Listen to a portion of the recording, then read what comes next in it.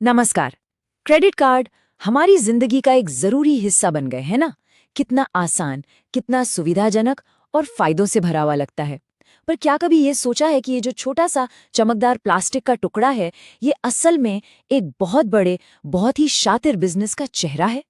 आज हम इसी बिजनेस मॉडल के पर्दे के पीछे झांकने वाले हैं और इसके कुछ छिपे हुए राज खोलेंगे। जरा इस नंबर को देखिए, 50%। सोचिए, एक बहुत बड़ी क्रेडिट कार्ड कंपनी की जो कुल कमाई है ना, उसका लगभग आधा हिस्सा सिर्फ और सिर्फ एक ही चीज से आता है, और वो चीज है इंटरेस्ट, यानी कि ब्याज। तो सवाल यही उठता है कि भाई अगर क्रेडिट कार्ड हमें बिल चुकाने के लिए 45 दिन का इंटरेस्ट फ्री पीरियड देता है, तो फिर ये कंपनियां इतना मोटा, इतना भारी भरकम ब्याज कमा कहाँ से रही हैं? आखिर कौन है वो लोग जो इतना सारा ब्याज चुका रहे हैं? ये एक बड़ा सवाल है। चलिए हवा में बात नहीं करते, सीधे सबूत देखते हैं। ये जो सामने है, ये एक बड़ी क्रेडिट कार्ड कंपनी का असली फाइनेंशियल स्टेटमेंट है। अब देखिए कुल कमाई कितनी है, 18,637 करोड़ रुपए, और इसमें से 9,500 करोड़ से भी ज्यादा, मतलब लगभग आधा पैसा सिर्फ ब्याज से आया है। ये सिर्फ कोई नंबर नहीं है, ये इस पूरे बिजनेस मॉडल की कहानी बयां करता है। तो चलिए इस आधे रेवेन्यू के रहस्य से पर्दा उठाते हैं, पता लगाते हैं कि ये पैसा आखिर आ कहां से रहा है। और इसका जवाब जितना सीधा है उतना ही चौंकाने वाला भी। ये सारा का सारा पैसा उन कस्टमर से आता है जो हर महीने अपना बिल पूरा नहीं चुकाते। वो बस मिनिमम अमाउंट ड्यू, यानी कि वो जो सबसे छोटी रकम होती है वो भर देते हैं, और बाकी का कर्ज अगले महीने पर टाल देते हैं। अब जरा गहराई से समझते हैं कि ये सारा ब्याज बनता कैसे है। और यहीं पर आता है न्यूनतम भुगतान का जाल, या जिसे हम कहते हैं मिनिमम अमाउंट ड्यू ट्रैप। देखिए, ये सिर्फ नंबर्स की बात नहीं है, ये असल जिंदगियों की कहानियां हैं। एक लड़की की कहानी है, छुट्टियों, महंगे जूतों, ऑनलाइन कोर्सेज, इन सब पर खर्च करते करते उस पर 1 लाख रुपए का कर्ज चढ़ गया। और नतीजा, अब रिकवरी एजेंट्स के फोन उसे दिन रात परेशान करते हैं। तो आप समझ रहे हैं, ये जाल सिर्फ पैसों का नहीं है, ये मानसिक शांति छीन लेता है। इंडस्ट्री में ऐसे कस्टमर्स के लिए खास नाम भी है, जो लोग हर महीने सिर्फ मिनिमम अमाउंट चुकाकर अपने कर्ज को आगे बढ़ाते रहते हैं। उन्हें कहते हैं रिवॉल्वर्स, क्योंकि वो अपने कर्ज को एक महीने से दूसरे महीने गोल गोल घुमाते रहते हैं, और इसी घुमाव में बैंक अपना मोटा मुनाफा कमाता है। और ये मत सोचिए कि ये कोई छोटी मोटी संख्या है।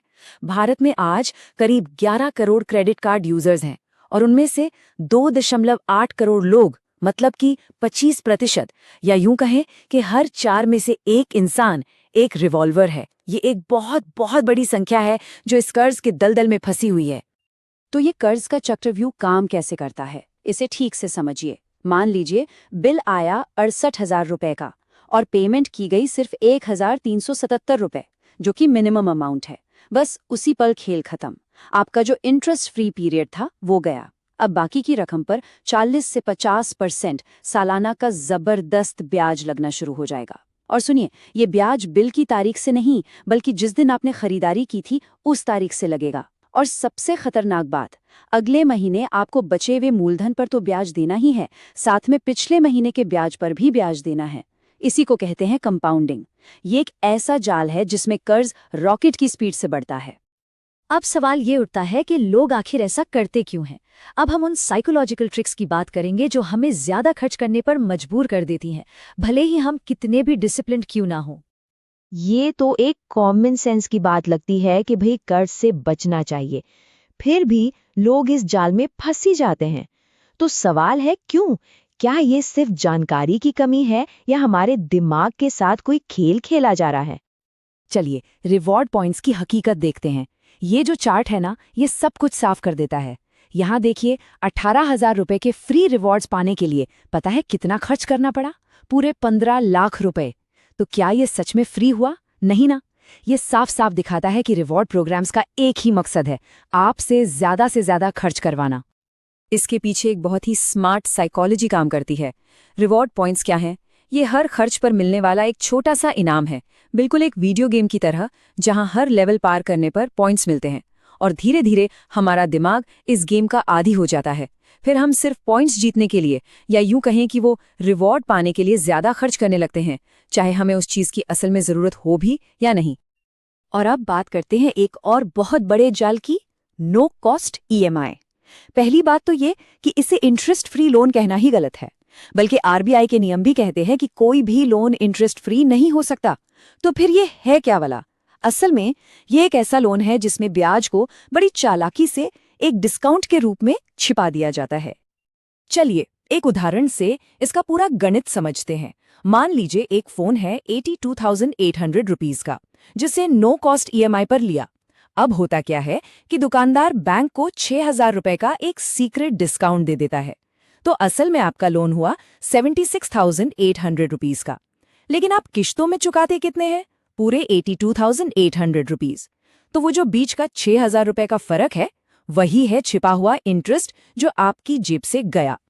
तो हमने अब तक सारे जाल और सारे ट्रैप्स तो समझ लिए। अब सबसे जरूरी सवाल पर आते हैं कि इस सिस्टम को मात कैसे दी जाए, इसे अपने फायदे के लिए इस्तेमाल कैसे किया जाए। इसके लिए 3 गोल्डन रूल्स हैं जिन्हें हमेशा याद रखना है। रूल नंबर 1, हमेशा पूरा बिल ड्यू डेट पर या उससे पहले चुकाएं। सबसे अच्छा है ऑटो पे सेट कर लो, टेंशन ही खत्म। रूल नंबर 2, आपकी जितनी भी टोटल क्रेडिट लिमिट है उसका 30% से ज्यादा कभी इस्तेमाल ना करें।